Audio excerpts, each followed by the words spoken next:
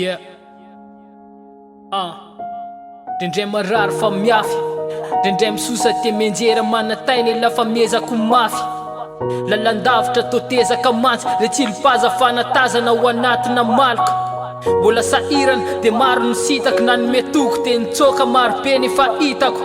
Fa tsisy koza lalam-piainany reny mety mandratra makalesina te aloky any matoko ny tena. Andriamanitra inoko fitiavana leoko tsy manao falifaty, fa vakamangina taoko fitaovana anatin'ny olona 100 mety anohana fa ny 50 am'ireo de miandry ala ho tafitohana. Fa raha mandresy ala de mitombo te hiarikoka nefa ny 5 tamin'ireo ihany nampaherana andamoka. De zay ny eto fanjara la iorom-pandresy, yeah, latsalatso faina toka. De zay ny tadio tsanonoro ilara maiky tsy ho zakany tadio. De zay ny tadio tsanonoro ilara maiky tsy ho zakany tadio. Yeah, de zay ny fandana toiziny lalana fa samy todika hoentiny akamo.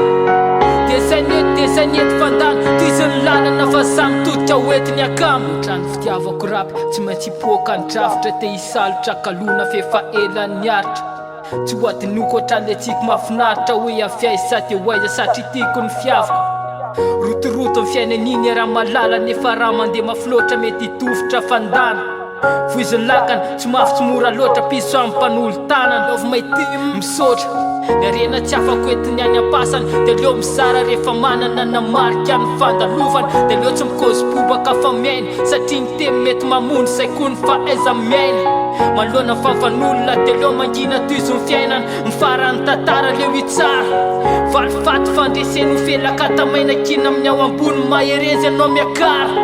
De zay ny tadio tsanonoro ilara maiky tsy ho zakany tadio. De zay ny tadio tsanonoro ilara maiky tsy ho zakany tadio.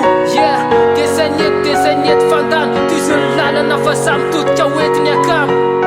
De zay ny fandana toiziny lalana fa samy todika hoentiny akamo. Aleo anefiny life de miaritra de mafy tsy tiako anifiny raisiko rehefa tonga mifalikasa. Aleo anefiny life de miaritra de mafy tsy tiako anifiny raisiko rehefa tonga mifalikasa.